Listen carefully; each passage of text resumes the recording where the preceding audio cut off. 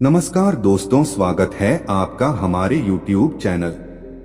हम ज्ञानी बुद्धा पर। दोस्तों, एक नगर में एक राजा रहते थे। राजा बहुत ही प्रतापी और शक्तिशाली थे। एक दिन राजा के महल से रानी का हीरो का हार चोरी हो गया। राजा ने अपने मंत्री को बुलाया जो बहुत ही विद्वान थे। राजा ने महल में जितने भी लोग काम करते थे सबको दरबार में बुलाया और मंत्री से कहा कि मंत्री जी, आप देखकर बताइए कि रानी का हार किस शख्स ने चुराया है। मंत्री सभी दरबार में खड़े लोगों को देखता रहा पर वह यह नहीं बता पाया कि हार किसने चुराया है। बाद में मंत्री ने कहा, राजन क्यों परेशान होते हो, एक हार ही तो है। जो भी होता है अच्छे के लिए होता है। राजा को मंत्री की बात सुनकर बहुत ज्यादा गुस्सा आया और राजा ने तुरंत आदेश दिया कि इस मंत्री को इस राज्य से इतना दूर छोड़कर आओ जहां इसे खाने को एक अन्य का दाना ना मिले। तब मैं देखता हूं कि जो भी होता है अच्छे के लिए कैसे होता है। मंत्री फिर भी राजा के इस आदेश से तनिक भी दुखी नहीं हुआ और बहुत खुश था और उसने राजा के आदेश का पालन किया और वह उस राज्य को छोड़कर एक जंगल की ओर चल दिया।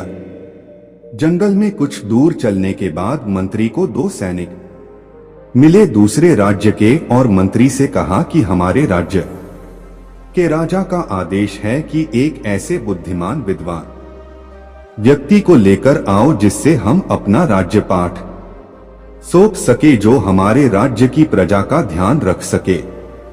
मंत्री ने आश्चर्य के साथ सैनिकों से सवाल किया, पर मुझे ही क्यों? तब एक सैनिक ने कहा, दरअसल हमारे राज्य के राजा की कुछ दिनों से बहुत ज्यादा तबीयत खराब रहती है। उन्हें कुछ वैद्य हकीम ने बताया है कि वह ज्यादा दिन तक जीवित नहीं रहेंगे, इसलिए राजा चाहते हैं कि वह अपने राज्य को एक ऐसे व्यक्ति के हाथ में दे जो अच्छे तरीके से उनके राज्य को चला सके। मंत्री ने फिर कहा, जो होता है अच्छे के लिए ही होता है। सैनिकों ने कहा, आप क्या कह रहे हैं? मंत्री ने कहा, कुछ नहीं, चलो। जब मंत्री दूसरे राज्य के राजा के पास पहुंचता है तब उसे अपना परिचय देता है और वह बताता है कि कैसे उसे उसके राज्य से निकला गया। राजा मंत्री से कुछ और भी सवाल करते हैं। मंत्री सारे सवालों का जवाब सही ही दे देता है। राजा दूसरे ही दिन दरबार में मंत्री को राजा घोषित कर देता है। कुछ दिनों के बाद दूसरे राज्य के राज्य महल में रात को एक चोर पकड़ा जाता है। सैनिक उसे चोर को पकड़कर जेल में डाल देते हैं और सुबह राजा के सामने राज दरबार में पेश करते हैं और कहते हैं, महाराज, यह कर हमारे महल में पता नहीं कैसे घुस आया, तो रात को हमने इसे पकड़ लिया और पकड़कर जेल में डाल दिया। राजा ने जब उसे चोर को देखा तो वह कोई चोर नहीं था, वह तो पहले राज्य का राजा था। राजा ने सैनिकों से कहा, यह कोई चोर नहीं है।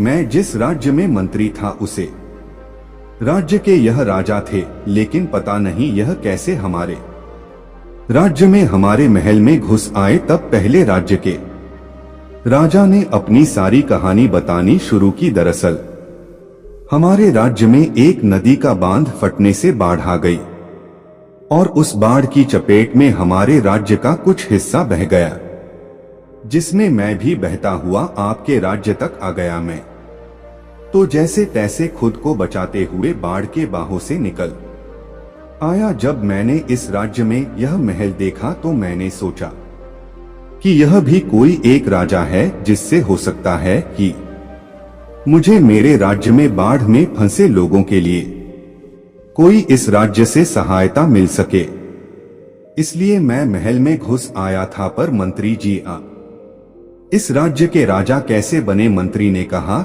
यह एक बहुत लंबी कहानी है, पर राजन, जो भी होता है अच्छे के लिए ही होता है।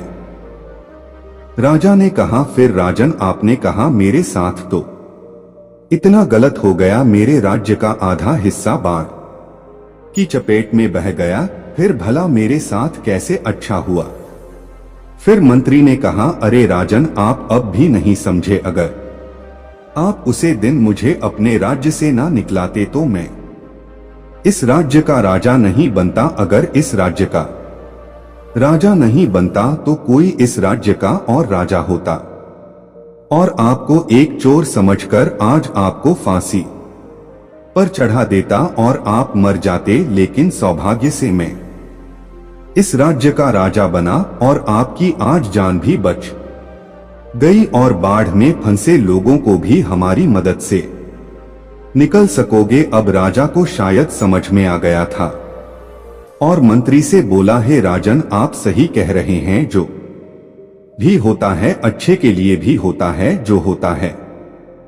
तो दोस्तों, हमें यह कहानी सिखाती है कि जीवन में हर घटना का कारण और परिणाम होता है और बहुत बार जो हमारे लिए अच्छा नहीं लगता हो वह हमारे भले के लिए हो सकता है। इसका संदेश होता है कि हमें हर स्थिति को सकारात्मक रूप से देखना चाहिए और सीखना चाहिए कि हर परिस्थिति में कुछ सीखने और विकसित होने का अवसर होता है। तो दोस्तों, उम्मीद करता हूं कि आपने इस कहानी से बहुत कुछ सीखा होगा। ऐसी और कहानी वीडियो पाने के लिए हमारे चैनल हम ज्ञानी बुद्धा को सब्सक्राइब करें और वीडियो को अपने दोस्तों के साथ शेयर करें। मिलते हैं फिर किसी नई कहानी के साथ, तब तक अपना ध्यान रखें। नमस्कार।